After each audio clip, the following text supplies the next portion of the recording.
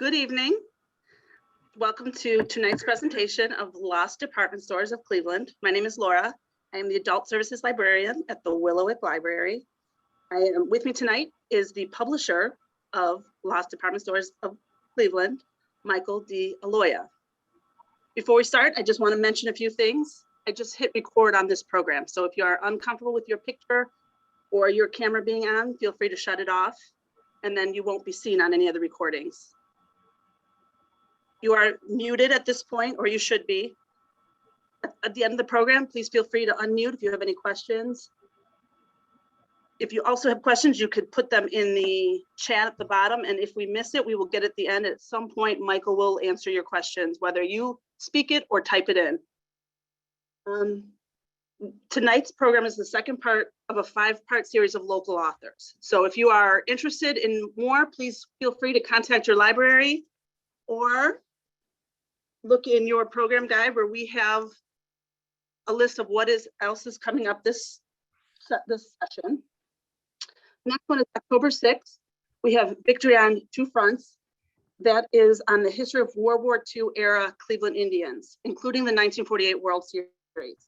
And then not an author event, but we have a program from the Western Reserve Historical Society on the Sam Shepard case, and that is October 20th. Michael DeAloia is currently the Chief Executive Officer of Evergreen Podcasts, a Cleveland, Ohio-based podcast production and distribution company.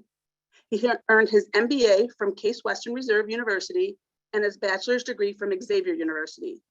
Michael is the former tech columnist for The Plain Dealer. He served as executive producer of the documentary film, The Steel-Fired Story of Chef Nowak. He is also the author of Lost Cleveland and Lost Grand Hotels of Cleveland, both published by the History Press. Without any further ado, Michael, please feel free. Thank you so much. I really appreciate the time to speak with everyone about, I think, something that a lot of people in Cleveland just gravitate to, which is the old department stores.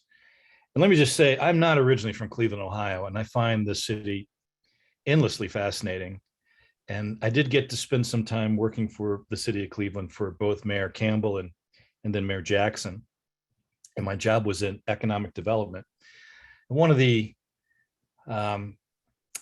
wonderful attributes of that job was I was invited to an endless supply of buildings in downtown Cleveland, because many at the time were empty, including the May Company and other department store buildings that we'll talk about tonight.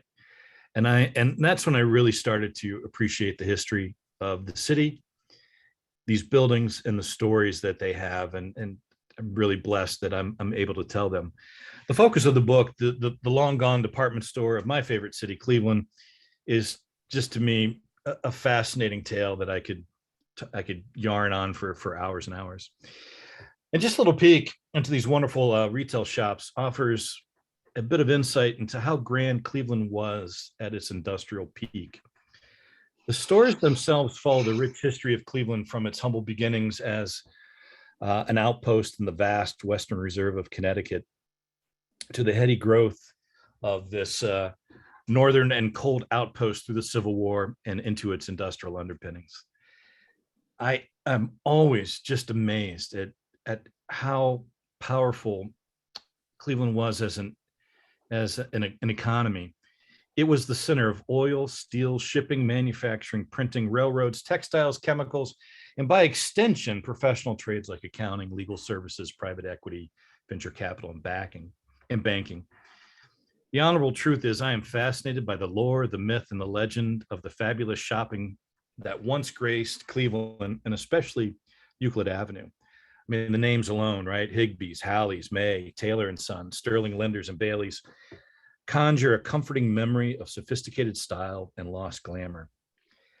Euclid Avenue was elevated air, considered at one time to be one of the trio of notable retail promenades in the United States: Fifth Avenue of New York, State Street in Chicago, and of course, Euclid Avenue here in Cleveland, which is all the more amazing because the original plan and city structure of the city did not provide for Euclid Avenue at all. It was an afterthought.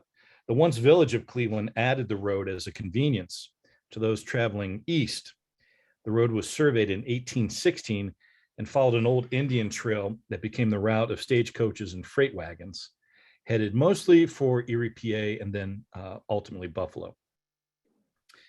The retail stores at Cleveland started as modestly as the city itself. But as the city grew and the wealth of the population increased, which included miles and miles of homes owned by the well-to-do and outrageously wealthy, as they began to congregate around Euclid Avenue, then known as Millionaire's Row, Cleveland began to cement itself as a retailer's paradise. And we're going to jump into that in a few minutes. Cleveland's first major retailer was a gentleman named Nathan Perry, who sold dry goods beginning in 1809. And his first store was on the corner of West 9th and Superior. And Superior is really the genesis of Cleveland retailing. And this corner, West 9th Street and Superior, was known for many years as Perry's Corners. By 1860, so we're jumping ahead about 50 years, Cleveland's vibrant retail center was on Superior Street, west of Public Square. Cleveland's first true department store was McGillen's on Superior Street. And McGillen's immediate neighbor was another retail shop called Paddock & Sons Furriers and Hatters. And Paddock & Son becomes a footnote in a much more regal retail center, which is the Halle Brothers. In 1870, Taylor's was launched in the Cushing building. In 1892, the Halle Brothers purchased the Paddock store, and other successful stores around Superior Street were Strauss Brothers, Davis and Company, which then becomes part of Lender Sterling Davis, and W.H. Quimby. Fascinating note, as a retail species, department stores were born almost exclusively between 1870 and 1910, with only maybe a baker's dozen successfully launched after 1910. The future of the department store after 1910 then becomes one of expansion and then consolidation, and now facing extinction in a lot of respects. Safe to say, by 1915, the department stores that would dominate Cleveland retailing, at least until the early 1960s, Taylor & Son, Bailey's, May, Higbee, Halle, and Sterling Linder, were firmly entrenched in downtown Cleveland. And by 1920s, national retailer chains like S.S. Kresge, Woolworth, McCory's, W.T. Grant, Bond, Richmond Brothers, Bonwit Teller, and Sears had all built very impressive stores in the sixth city. Just to skip ahead a little bit, by 1971, Halle's had then become a division of Marshall Field, and that left Higbee's as the only major independent department store in Cleveland.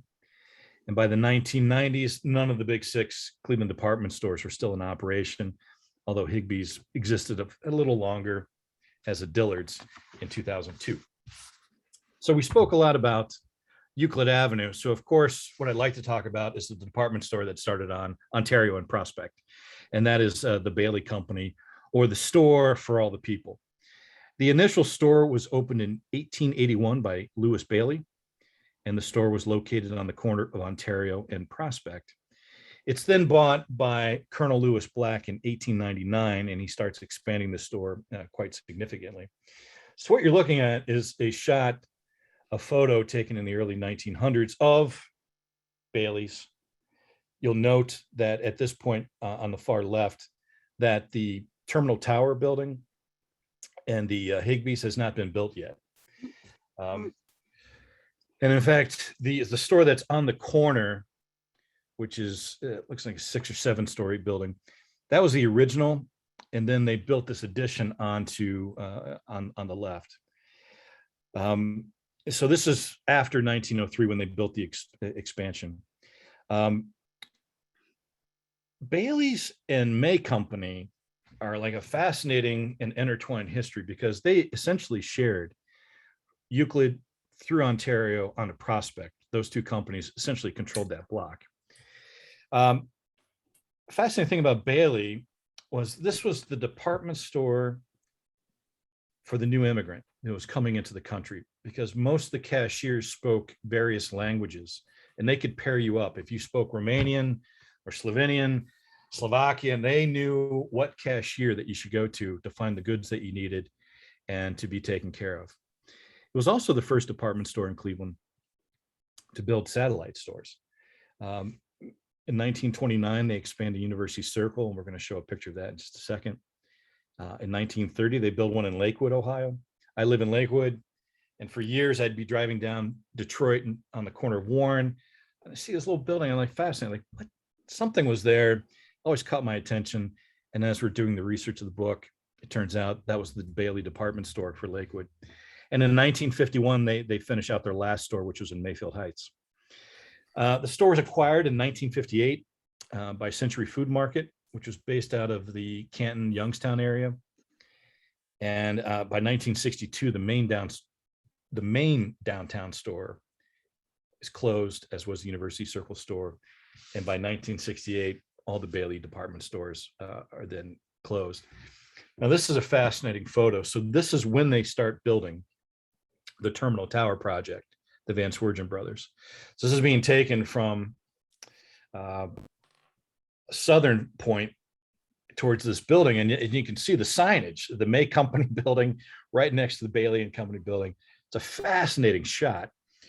And, you know, the Terminal Tower project, we've got some stats in the book. It was one of the largest earth-moving construction and development projects, the second largest outside of the Panama Canal. I mean, this was, the Van Swergens literally moved heaven and earth to create the Terminal Tower project.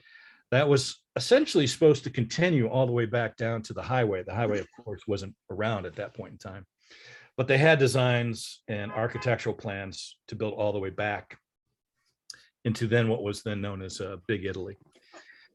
So this is a fascinating shot again of the May Company and Bailey sharing that Ontario strip as they're building Terminal Tower.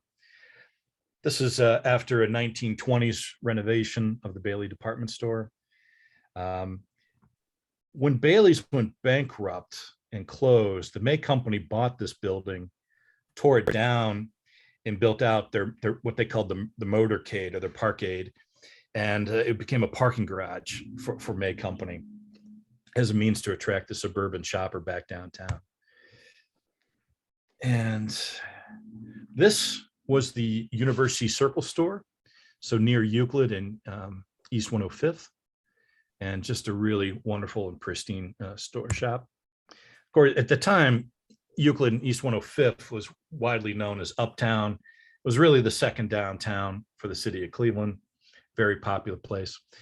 This is the building, the Bailey department store building on Detroit and Warren in Lakewood, Ohio. Today, there's a Mexican restaurant at the street level, and there's offices above. There's also a high school that's attached to the back, a charter school. But really just a fascinating construction spot. This is what the Bailey department store looked like in the 60s as a mid-century remodel. And for those of you who may know Lakewood, the Bailey building, or the Bailey department store building, is next to the INA building. So the INA building hasn't been built at this point in Lakewood downtown. Well, I think that's just a dreamy shot. You know, this lovely colors of red in the window, that black car with the white rim. It was just a fantastic photo. And this is the Mayfield Heights store of the Bailey department store. Everyone outside greeting everybody. And that I can only imagine what that neon sign looked like above. And then we're going to shift to the Halle Brothers company. You know, their tagline, "A gift from Halle's means more." The first store was opened in February 7th, 1891 by two enterprising young men, Solomon Portland, who was 25 years old at the time, and his brother Samuel Horatio Halle, who was 23, on Superior Street. The two men had just purchased the dry goods store that was owned by Captain Thomas Paddock. And for the first few years of the Halle Brothers' existence, they survived by sending out salesmen on the rail lines out of the Union Terminal, which at that time was where the current stadium is, football stadium is today. That was the big rail terminal. And they would shoot out all the way to Kansas City on these rail lines. And they would sell conductor caps and fur wraps and coats to keep the men who worked on the trains warm during the winter months. So they made a nice living selling conductor caps, believe it or not. At this time in Cleveland history, Superior Street, both east and west of Public Square, was groomed to be the most important street for the city's commerce and trade. And you can see that even evidenced today by just the sheer width of Superior. The street went down into the flats, and that's where they brought up all the goods. So that's why all the dry goods stores and all the retailers wanted to be on Superior, because the boats would unload their goods and they would ship them up through cart up into the retail stores. So the brothers, though, possessed a spectacular retail sense and were not satisfied just selling conductor caps and the occasional fur coat. And by 1910, as they started adding more and more retail and product into their stores, their store in Superior was beginning to bust at the seams. And through a speculator, the brothers bought a plot of land on Euclid Avenue near Playhouse Square. And what you're looking at in this photo is that building. Now, you'll notice all around it, there's literally homes, and then this 8-story building. And we're going to show you a photo of how things change within 20 years in downtown Cleveland in just a second. So they buy this building through a speculator. The store continues to thrive, and an annex is built in 1927. So this is a photo of Cleveland, not yet 20 some years later. Look at that initial photo of the store opening up 1910, 1912, when they were building it out. 20 years later. The growth in Cleveland was astounding at this point in time. It was literally the Silicon Valley of its day.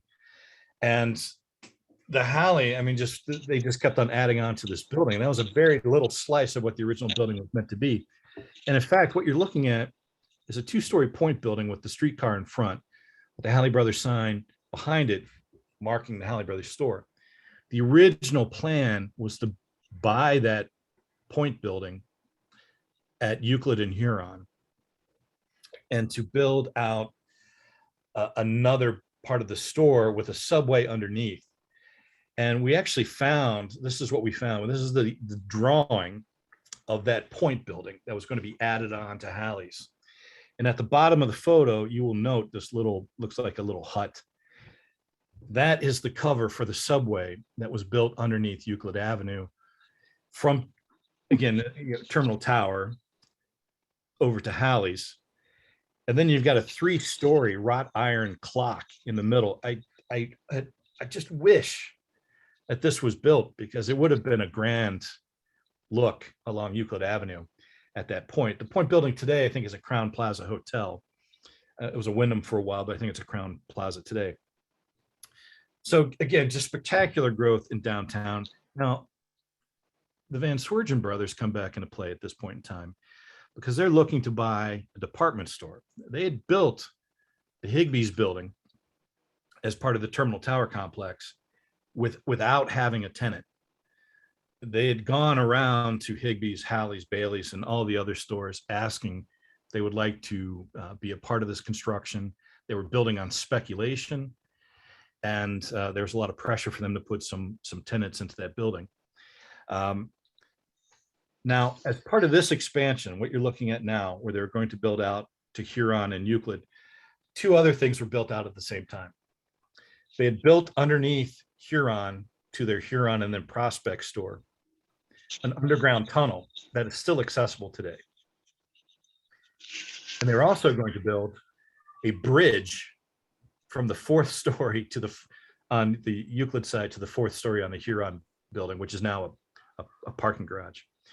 The Van Swergens, pressuring the Halle brothers, actually had the city of Cleveland decline the bridge across Huron as a means to force the Halle brothers into selling. They did not. Now, the Van Swergens end up buying Higbee's, which, believe it or not, is right across the street from the Halle Brothers at this point in time, and we'll go into that in a minute. Real quick side note, the Van Swergens did buy Higbee's, but in 1935, the Van Swergens are teetering on bankruptcy. Higbee's goes into bankruptcy. Higbee's at this point in time is literally begging banks to give them money so that they could get through payroll. All the banks turn them down, and they humbly call the Halle Brothers, and the Halle Brothers give them money so that they could pay payroll in 1935. So just moving on a little bit, you'll note here the full footprint of the Halle Brothers stores. So you had the original store. As you can see, it's kind of built in three main parts. In that middle building, the middle structure in this photo, that was the original building, and then they built the two extensions. They moved across the street on Huron and built the other white terracotta building with a underground tunnel that could connect them, where obviously you could walk across the street. But after many years of success, Halle's is beginning to feel the pinch to grow into a suburban footprint and lessen the burden on its downtown flagship store. So they sell to Marshall Fields in 1970 for, I'm sure then what was considered a pretty significant amount, but it was only $13 million for a store that was doing close to $70 million in revenue. So I think the Halle's at this point in time undersold the store, and Marshall Fields really just wanted the name, had very little interest in supporting outward expansion for the Halle's. Unfortunately, Walter Halle, who was chairman of the board at this time and was well regarded as a retail pioneer, passes away in 1972. His son Chisholm, or Chis, becomes president and chairman of the board, but he reports to Marshall Fields. There's some friction, and ultimately Marshall Fields wants out of the Cleveland marketplace. They want to get rid of the Halle stores, and they sell it to a gentleman named Jerome Schottenstein out of Columbus, who's well known for buying properties and then liquidating them. And that's exactly what he did. So the store was sold from Marshall Field to Schottenstein in 1981, and the store closed in early 1982. Chiz, who opened up another department store in Shaker, dies at the young age of 48 in 1982. And just a tragic life lost, and you can only consider how much left he had to give. This was their original satellite store in Shaker Heights. Halle was also well known for getting on the rail lines, and they would actually send out salesmen to the small towns all throughout Northeast Ohio, Western Pennsylvania, Western New York, and would sell goods through the catalog. And then they would actually come back a few months later with the purchases that the people had made in the smaller towns. This is a later addition to Shaker when they built part of Shaker Square. This building is still there today, and it's unfortunately kind of hidden amongst, as just a lot more urbanization in Shaker Square. But the point being, this building is still there, and it's just such a wonderful, well-designed mid-century structure. It certainly merits new life. Listen, if you're a big star, you shopped at Higbee's and Halle's every time you came into town. This is a great photo of Lucille Ball. I'm sure cracking wise a little bit as everyone's watching her walk through the store. And then, of course, we get to Higbee's. So what you're looking at in this particular photo is the Higbee store on the corner of Euclid and East 13th. Today, it's known as the Sterling Building.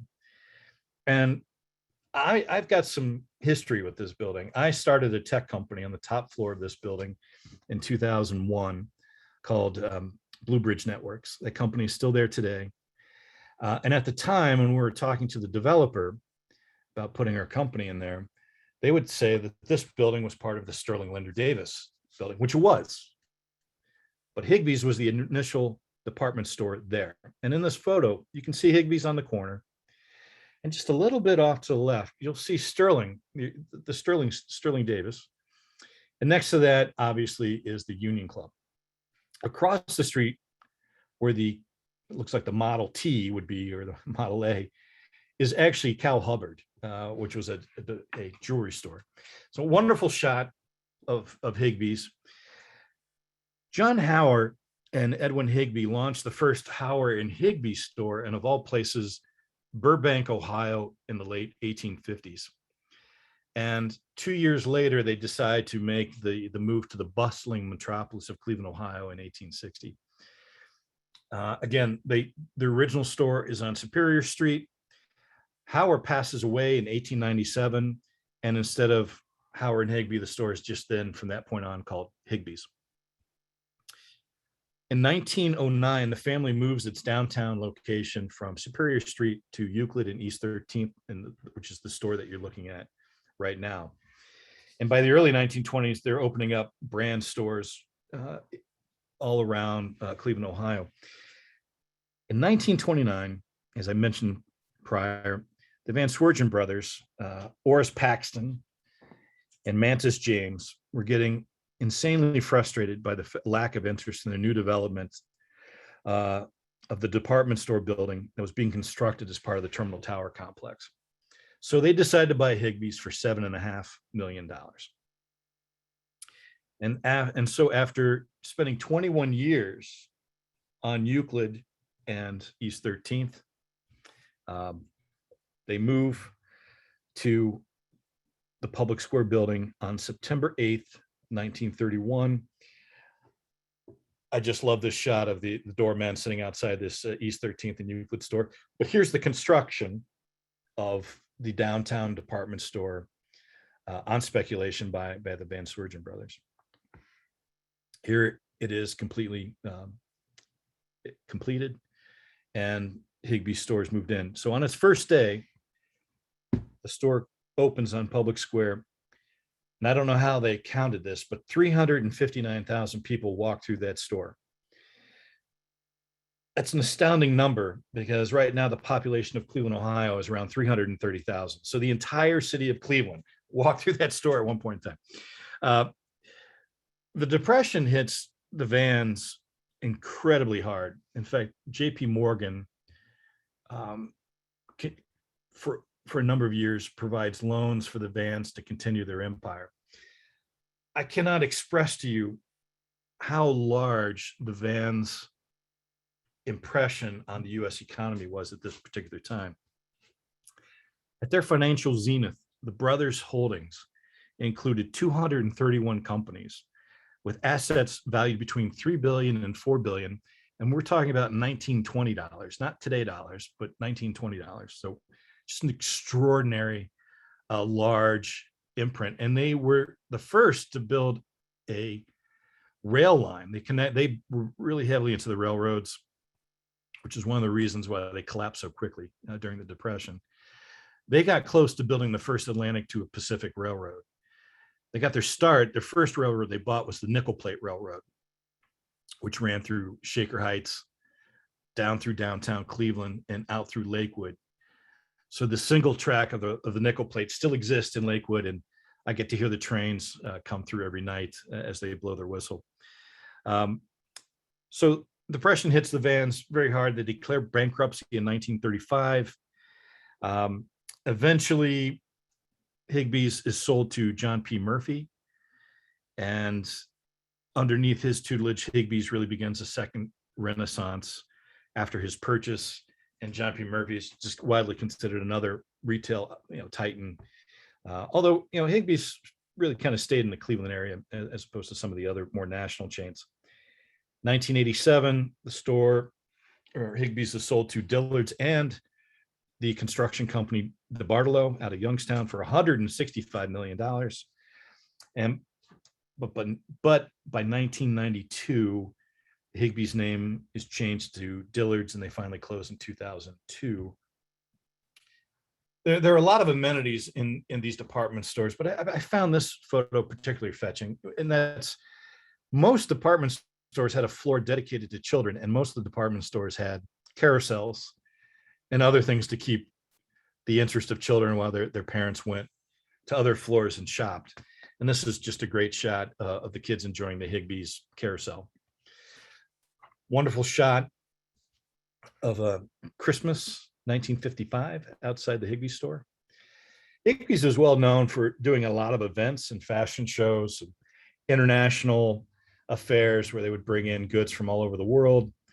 And that was one of their main marketing initiatives, was these events almost every night to get people into the store. And then if it's okay, we're going to switch up to the May Company store. And this is a postcard shot of the original May Company store on Ontario, not yet Euclid, but rather on Ontario. So in 1889, Commodore Beaumont steps out of the warm confines of H.R. Hull and Dutton on Ontario Street. And for a few moments, he kind of gathers his wits and he looks around at the large crowds that are congregating in downtown Cleveland. He hears music from a nearby saloon. Streetcars are buzzing by and taking people back to their homes for the evening. But he's on a quest to find the Western Union, which, by the way, is also originally a Cleveland enterprise.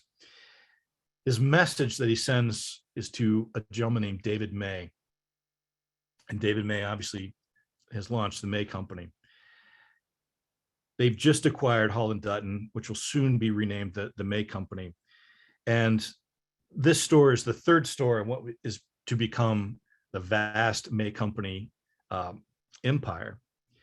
And also, this May Company store becomes the largest department store in Cleveland, Ohio, with over 1.2 million square feet of retail space, eventually over many iterations in downtown Cleveland. So this was actually from that Ontario store. They build this store on May Company. You may notice it's a little short because over a period of time, they start adding floors to the store and they improve it from Euclid to Prospect with a little offshoot on Ontario. In 1939, May Company acquires the majority interest in Taylor and Sons, which we're going to talk about in a few minutes.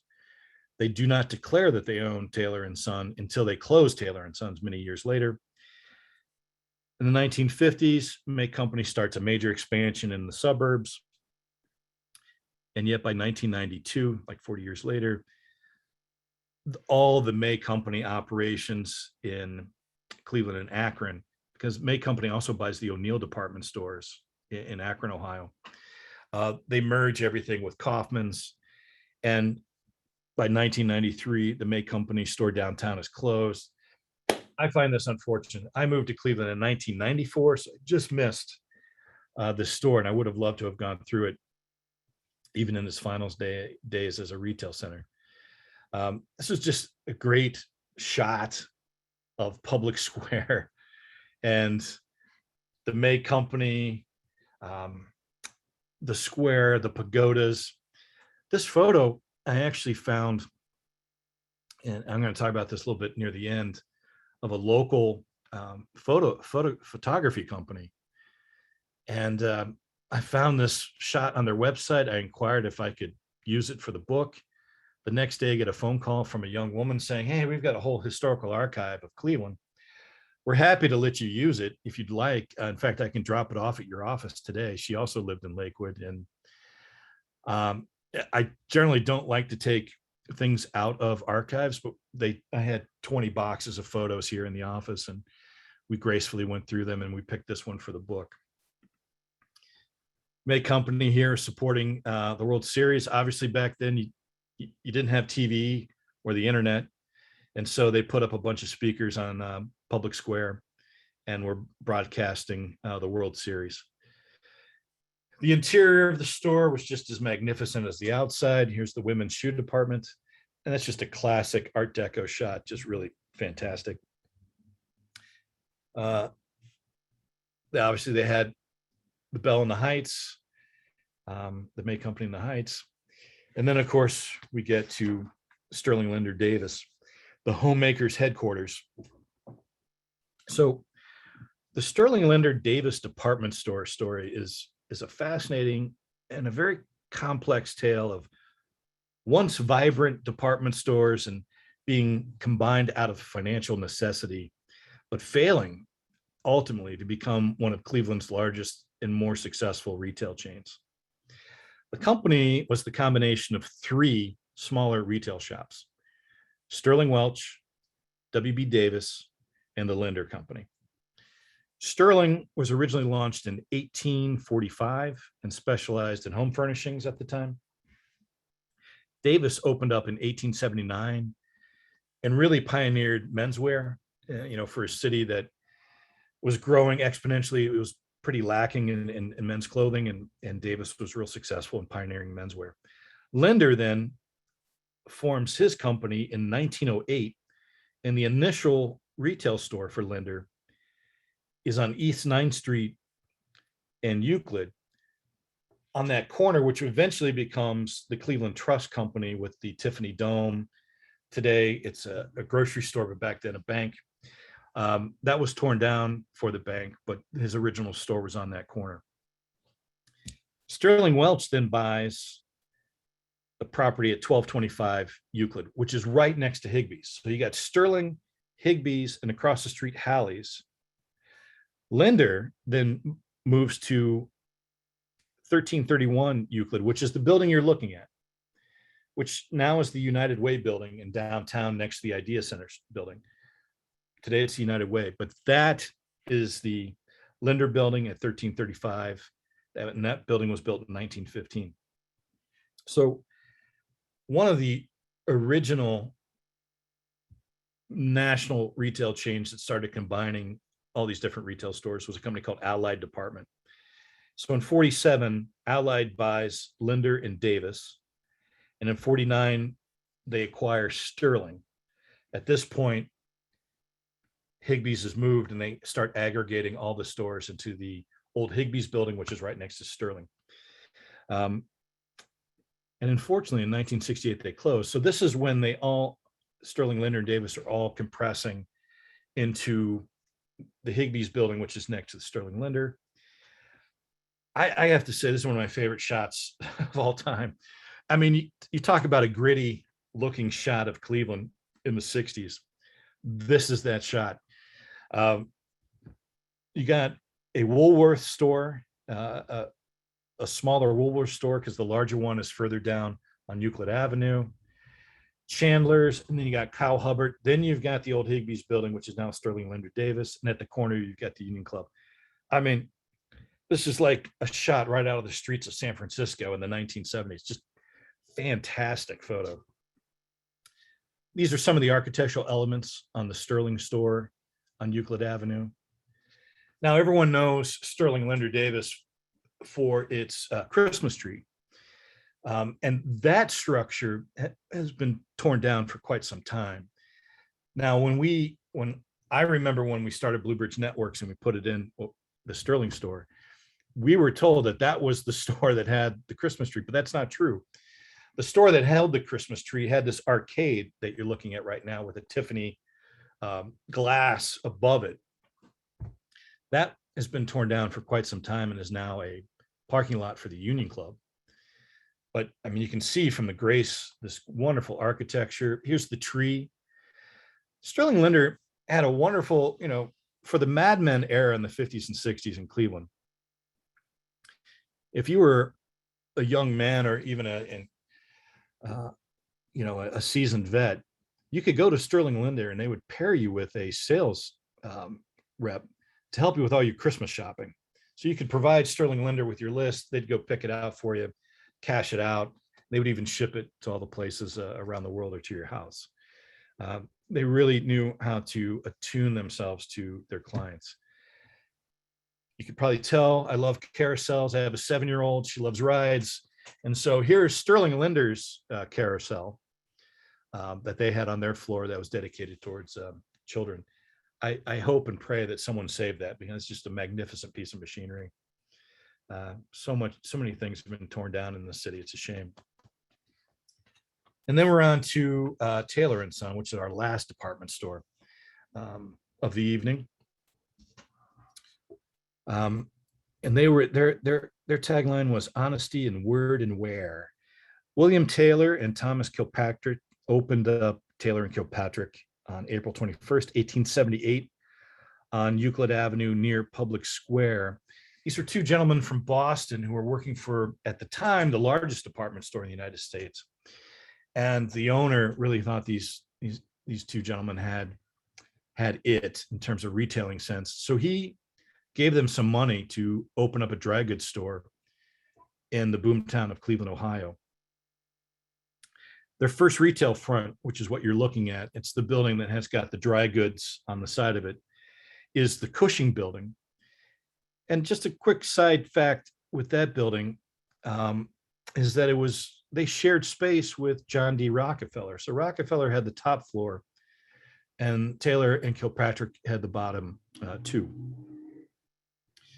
The ownership, and another great feature of Taylor and Son was that they would stay open late till like 11 o'clock, which doesn't seem like late now. But back then, most stores closed at 5. And then everyone along the day. They attracted a lot of customers for a number of reasons. One is they marked everything with a set price. There was no haggling at Taylor and Son. And they stayed open late every day except for Sunday, and Sunday they were closed.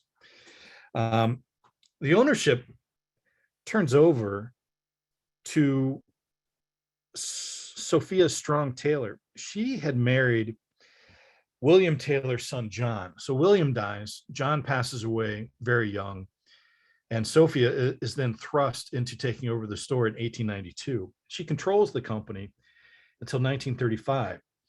So it's a fascinating story because obviously at the time you didn't have a lot of female retail magnates.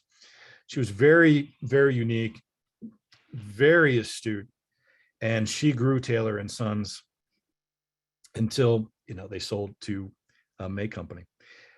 In 1907, Taylor and Son Company then builds a 5-story structure at 630 Euclid Avenue, which is now 668 Euclid Avenue.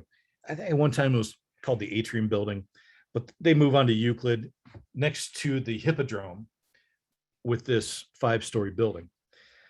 They also open up the twin arcades. So the Taylor building had twin arcades, one going along Euclid and then one going from Euclid onto back to Prospect Avenue.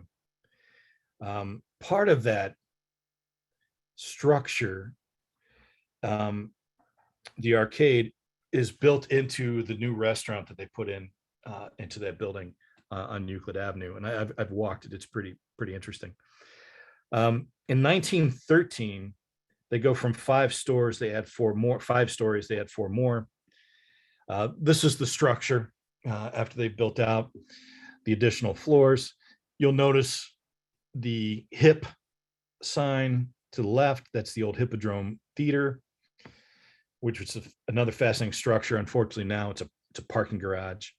Although I think they're going to be building a brand new tower on there that'll be apartments and condominiums. Taylor and Son was one of the first stores to add escalators into their stores, and I think escalators are cool, but back in the day, it drew a large crowd to come see the escalators, and you can see the word escalator built onto the vent above everybody. And Taylor and Son was one of the first stores to be air conditioned as well, so you could get out of the summer heat, walk into Taylor and Sons and get cooled off.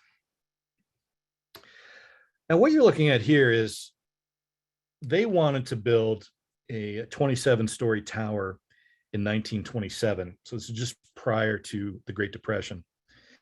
And they designed this radical ziggurat structure that would have been along Euclid Avenue. This, again, is just a fascinating architectural element that was never built in Cleveland. The Depression put a hold on it. But it's just a dynamic structure that would have changed the fabric of downtown Cleveland had it been built. 1939, the May Company buys the majority stake in Taylor, does not publicly announce their acquisition. 1950s, as with everybody else, Taylor and Son is looking to build branch stores. And one in particular, their Southgate store, is still well known in retail annals as one of the best suburban stores to ever be built. It's like the Taj Mahal of suburban retail stores. Unfortunately, in 1961, May Company announces that it's going to be closing Taylor and Sons, and they close those stores. I cannot tell you how many people I've talked to, both as a columnist for the Plain Dealer, working for the city of Cleveland, and now writing history books. How many people have told me that their sense of Cleveland was that downtown started to turn in the wrong way when Taylor and Sons closed in 61. And then in 62, you've got Bailey, the Bailey Company closing as well. Tough times. It's a double whammy for downtown Cleveland. And it's only been in the last 20 years. When I started at the city in 2004, the sidewalks would roll up at 4 o'clock in the afternoon. It was a ghost town. So I am really quite pleased that these great buildings are getting reused. Here's the Taylor Arcade that's going out to Prospect Avenue. I'm really just super pleased that these buildings are getting reused and that they do merit new life and new existence. And they're really just wonderfully built structures. All department stores in downtown had the elevator girls that would take you to the right proper floor. And that's the last photo I have. I would like to give a shout out to the wonderful thing about Cleveland is that it has a lot of archives that you can dig into. Western Reserve Historical Society. I got a call one Saturday morning like, hey, we know you're writing this book and we actually pulled out some things for you. If you can stop by. It's like, yeah, well, that's really great of you. Yeah, I'll come down in like 15 minutes. And I found a lot of the original architectural drawings that you saw in the presentation from the Western Reserve. The Cleveland Press Archives at Cleveland State, just fantastic. Of course, Cleveland Public Library, Lakewood Historical Society even helped. Cleveland Heights Historical Society too. And Wetzler's photography, that was the Photoshop that randomly delivered 20 boxes of Cleveland photos for me to use in my book, which is well appreciated. This book came out in 2021. I actually wrote it in 2018. It was set to be published when COVID hit in 2020. So we just kind of kept on kicking the can down the road. The foreword is by Halle Brothers, and she's written a number of books on Cleveland as well. Obviously, you can find it at your local library, but if you like to have a copy, Amazon, Barnes and Noble, of course, locally, Loganberry Books and other stores carry it as well. A few years ago, I did write The Lost Grand Hotels of Cleveland.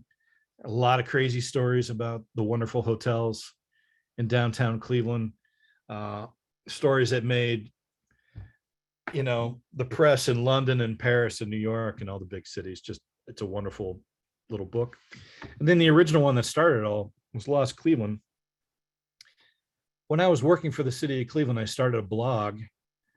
I'm not even sure if blogs still exist anymore, but then I was writing a blog called the Cool History of Cleveland. And I got a phone call from History Press, who's been my publisher now for 11 years. But I hung up on that person because I thought it was a joke. That was my best friend at the time, pulling one over on me. Thankfully, the gentleman called back. And a lot of the original stories on the blog were compiled for this lost history book. And it's still probably my biggest seller to date. It's like every Christmas becomes a stocking stuffer for a lot of people in Cleveland, Ohio. And at this point, I'm happy to open it up for a few questions. I probably took a little bit longer than expected, and I apologize for that, but I'm happy to answer a few questions if I can. Yes, I have a question. My name is Debbie Michaels. Yes, Debbie. How are you? Yes. Good. Actually, I remember a couple of department stores. I remember Halle's at the 7th floor when was it Mr. Jingling was there performing during Christmas time. My mother took me down there when I was a child. Even when the F.W. Woolworths, which they had, by the way, which was in Severance Town Center back in the 70s, 60s, and 70s. The other thing I wanted to ask you about was when Higbee's moved in 1931, how were people able to go there and shop during that time of the Depression? Yeah, it's in the book. I actually detail the financial hit that store took from 29 until it got bought by John Murphy.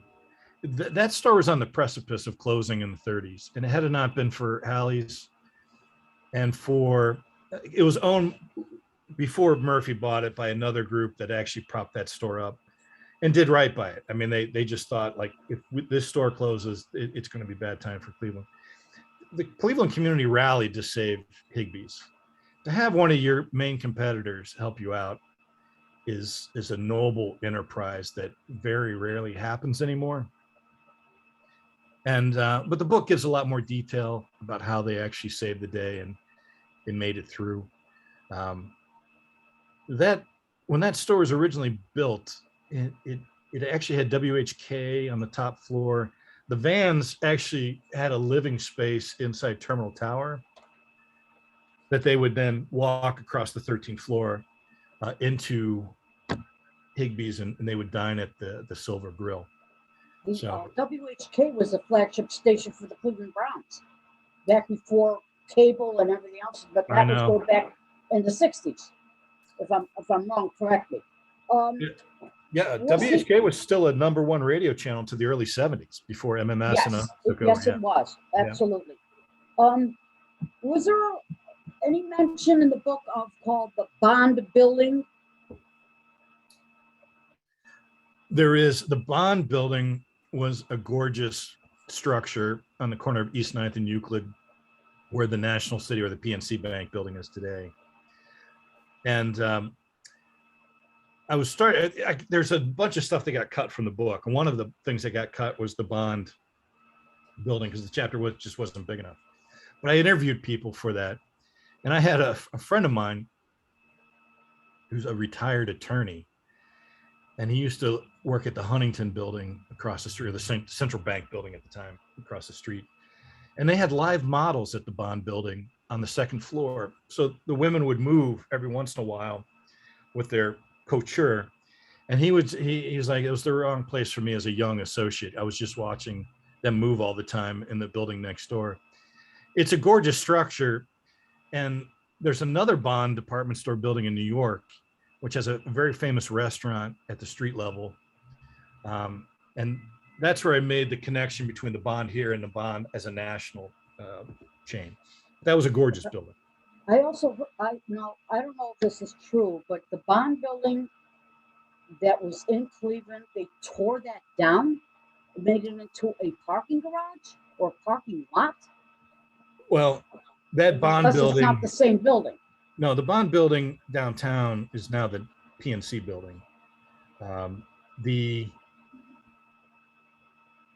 What was the building? The Bailey's building was torn down into a parking lot. You know, over time, people lose sight of where things were. And of course, they've changed the street numbers many times over the years. So in books, sometimes it's difficult to pinpoint the exact address or spot. But during your research in the early days, you said these things called plat books, which were insurance books. And they were hand-drawn books by color. So the building, you're looking down on a map, and the buildings were drawn on these street grids. Red was a brick building, blue might have been a wood, yellow was a wood building, blue was something else, stone. And they did this for insurance. And the plat books is how I found out of the multiple iterations of a lot of these department stores. And these plat books are enormous. The libraries bring them out to you, white glove it, open them up, and you do your research. And then over the years, they would paste on new editions. So if they tore down a building in a spot, they wouldn't issue a new book. They would just issue this little cutout and you paste it on. It's pretty fascinating. But the Bond store was on East 9th and Euclid on that northwest corner. Thank you very much for answering my questions. Thank you. It was a pleasure.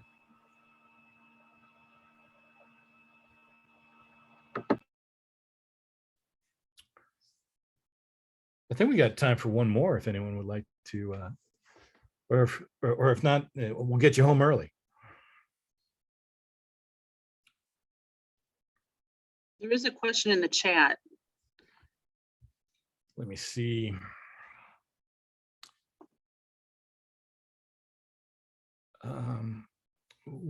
Which question are we looking at? Oh, see, I grew up in Lakewood in the 50s and 60s, and my dad worked in the display department of Higbee's, downtown Westgate. think of those grand Christmas decorations and corner windows, which he did. That's phenomenal. That's cool. We shopped almost exclusively at Higbee's because of employee discount, ostensibly, but there seemed to be a fierce loyalty to the store you shopped at. Did you find that to be true in your research? Yes, I failed to mention that the stores were heavily there's a stratification by your economic well-being. So you started at a Bailey's, you worked up to a Taylor, then a May, Higbee's and Halle's. Yeah, so there was a loyalty, but it turns out doing some, and I don't have deep research on it, but anecdotally, and what you could find and piece together was that as you moved up the food chain, economically, you switched stores and you started to shop at different stores, which makes sense. The stores were priced and geared with their retail portfolio, what they had on the floor, really by your economic well-being and where you were in life. And I found that fascinating. I was fascinated by Bailey's because of the way they catered to the immigrant, and that part of becoming an American, of bringing you in and fostering. You got a great job, a job for life. You started to do well, and then from Bailey's you started to move up a little bit to Taylor's, right? You became management. You started to move up to May, Halle's, and Higbee's. So that is true. There was fierce loyalty, but also there was kinship. The general manager of May Company would walk all along Euclid Avenue, and without asking, he would go into the, storage areas of the department stores, and that's just so-and-so. And they let him in, and that was not unusual. You pretty much had carte blanche to walk the floors, to ask questions, to inquire. They started behind the scenes creating buying groups, mostly centered in New York. Halle's and Higbee's had buyers that literally scoured the globe to find goods and products for people to bring back. It's just a golden age of retailing. And it's, I grew up with department stores. I was probably the last generation to do so, unfortunately. But I grew up in Dayton. And so Elder Beerman's, Reich's, then Lazarus. I mean, those were big stores. And our family had a fierce loyalty to Elder Beerman's in Dayton, Ohio. But anyway, yes, that is definitely true. And it's a great question. And what a wonderful experience that you had with your father. That's just wonderful.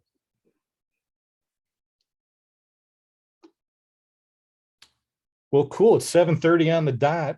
And I really appreciate the time, and I hope that we can do it again soon.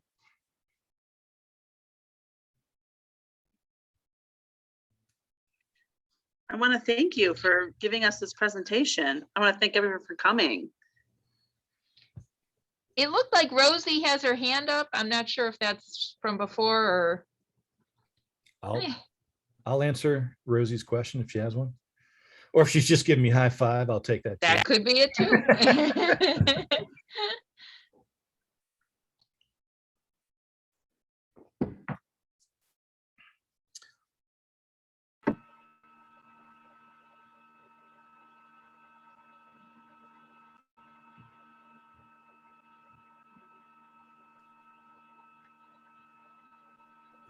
I think she's still muted. I'm not sure. Has to unmute.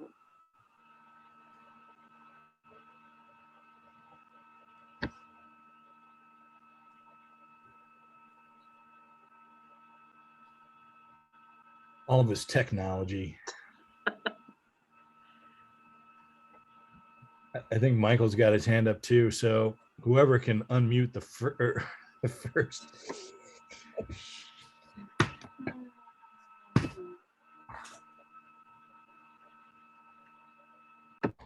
Well, we can just redo this in a few months. So I'll answer. Michael's made it clear that he wants to come into the library and do a presentation. So it's actually a good thing you got 2 more books to talk about. I would love to come in. I love coming in the libraries and presenting, and I would actually make it a larger presentation.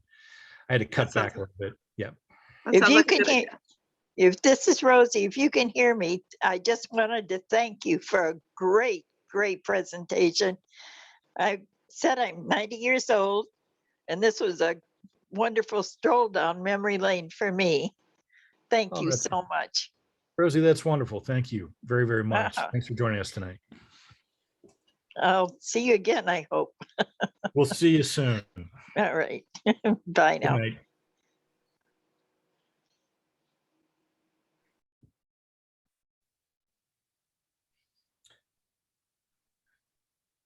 I think Michael's the last man standing, so And he's unmuted, so I think if you just talk, we could hear.